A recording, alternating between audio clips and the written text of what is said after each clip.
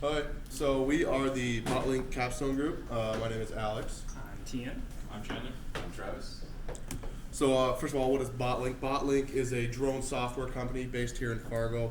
Their whole goal is to help make flying drones easy, help untrained users fly drones.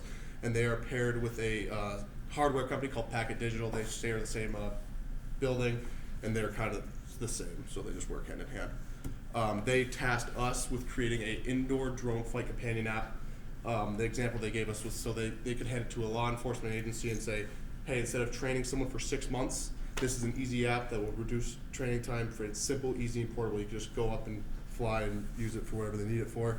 Our solution is that we are creating an Android app that connects to a Raspberry Pi on the drone that has the camera and all the other sensors, and then that Raspberry Pi connects to the Pixhawk, which is a little device that connects to the drone and helps the drone control itself.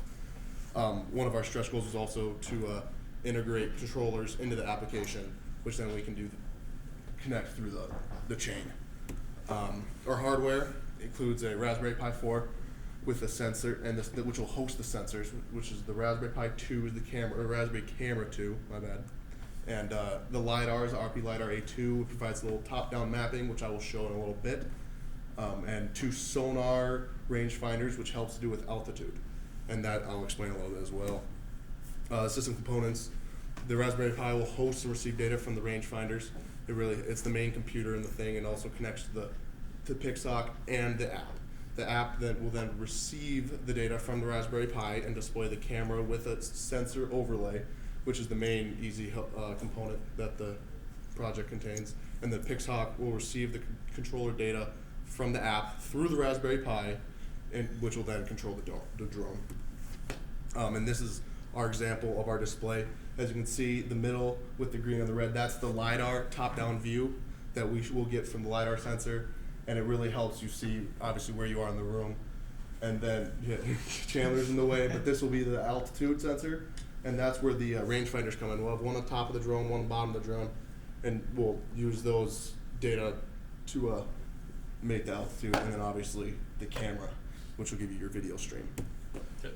The progress we have made so far, we have a standard Android app that has a basic menu, such as we have an album for keeping screenshots that we take of the camera, because ideally we'd like to be able to take pictures while we're flying the drone. We also have the app connecting to the Raspberry Pi, which allows us to transmit the camera to and from our phone to the drone itself, which we don't have the drone yet. And then the app displays the stream. We've also completed a bunch of research on these sensors that we need to use for the drone once we get them. We have not quite gotten them, but that'll be in the risk section. But our midterm goal is to have the Raspberry Pi streaming through the app. We have that successfully done. It was sketchy, but we did get there. The current issue is we only have half the hardware, which the coronavirus actually caused a big problem here due to the fact that a lot of the hardware we get comes straight out of China, and a lot of the manufacturers in China just aren't creating or shipping out devices right now. So it sounds like we're getting a few of them this week, maybe even next week still, but we're finally getting to where we can actually work with the drone with the parts we need. And we've got the camera streaming to the app, as I mentioned before. It detects the Raspberry Pi, and actually we can access the stream now, but that's good to go. And we can also have this work through a computer, through a browser, you said? We can get this working through a browser. And so if you want to do it through a computer instead of a phone, that's possible as well. And things to work on right now is that we're just waiting. And as soon as we get these sensors, we can actually add a lot more. Because the altitude meter on the side that you saw, we have that on the app. And right now it's kind of just a dummy one, being as there's no sensors to take data from. So as soon as we get sensors, we can actually shift that up and down to have an actual altitude. And some future risks is the lack of time. Botlink initially thought this was a 3-semester capstone as opposed to a 1-semester capstone, because whoever at Botlink is paired with us was an engineer. So he thought this was the engineering capstone and not a software one. Plus we have the hardware coming late, so it's a bit of a bummer because the original scope was to have the whole drone flying with everything working on it. I'm hoping we can still achieve it, but we may not. And future sensor implementation, we got to make sure to get all the data to the app. We have to make sure the LiDAR works. As soon as we get LiDAR, we can start working on it. Here we have an example of how the LiDAR will look. This is more like in real time because it shows the walls and how that works. It's just a little disc that sits on top of the drone. And we don't know how it'll go until we receive them. For the demo, I have a Raspberry Pi set up with a script running the Pi camera library. I said I can hold it. There we go. Hold your phone. Yeah. So it's connected through a web.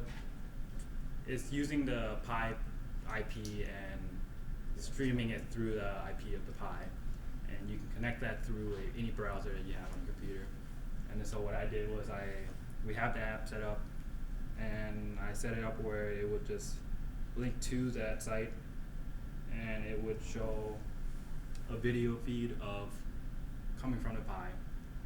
And So I know that's hard to invite see, get but people on there. you guys are on the camera.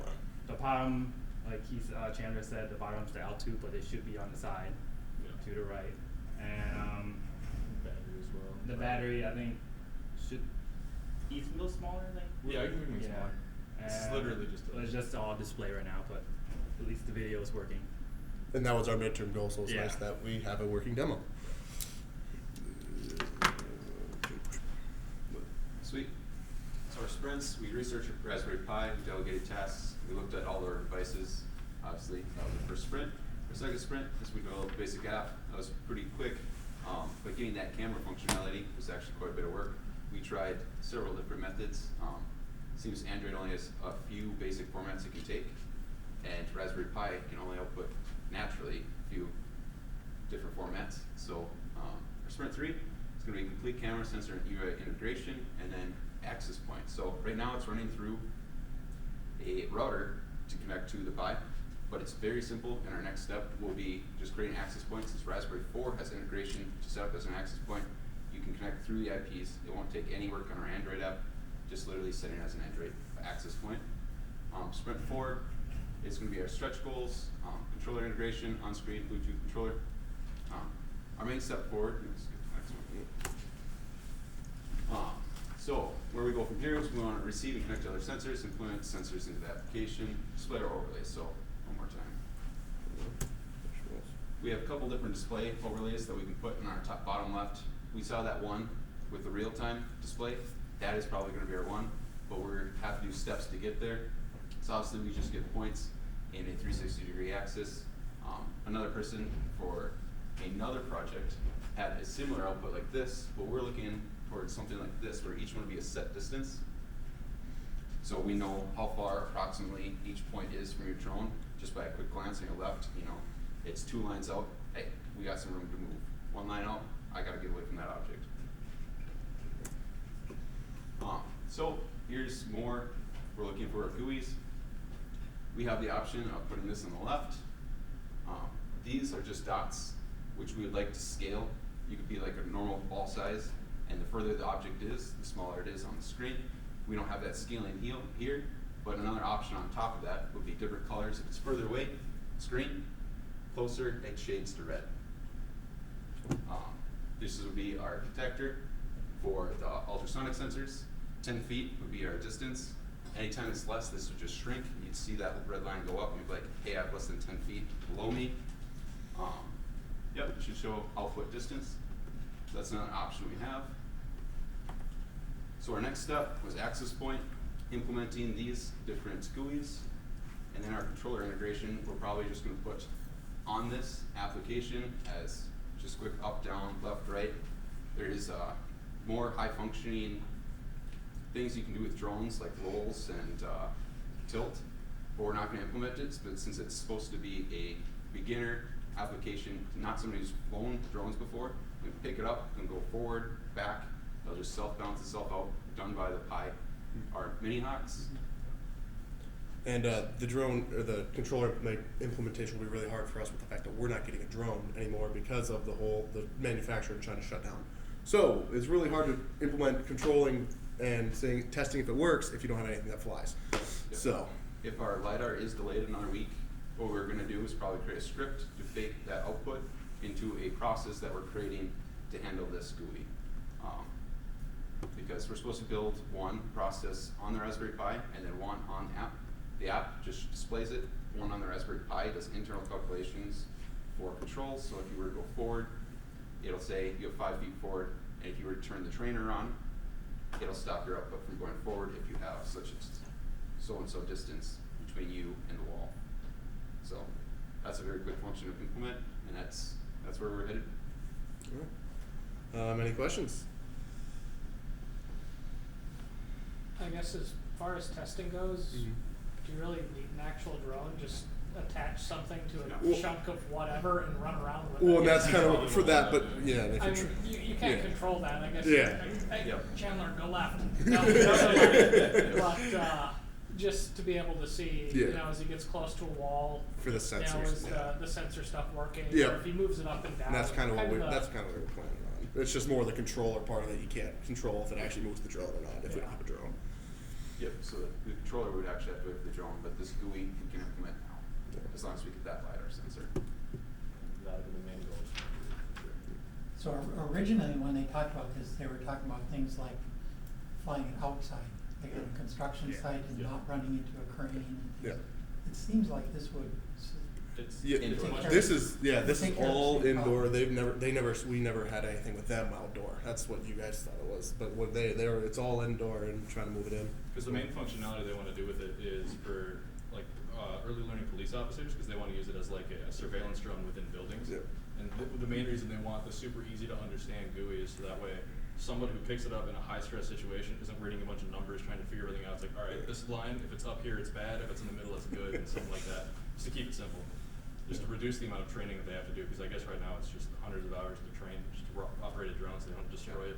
And they have a tactical, another add-on for drones. That's a tactical add-on. So it's got strobes, lights. They can simulate flashbang, but then they can listen in. They have speakers and all this stuff, so they can use it in tactical situations like that. And that's going to pair with this. What this is really nice for, like they said, is just easy for somebody to pick up and fly, because I did go through flying drones, so like I'm running and you wipe out a lot of drones and you'll ruin them. And so this is just a quick, if you can just get the forward back and you know everything around you, it should make it a lot easier to fly.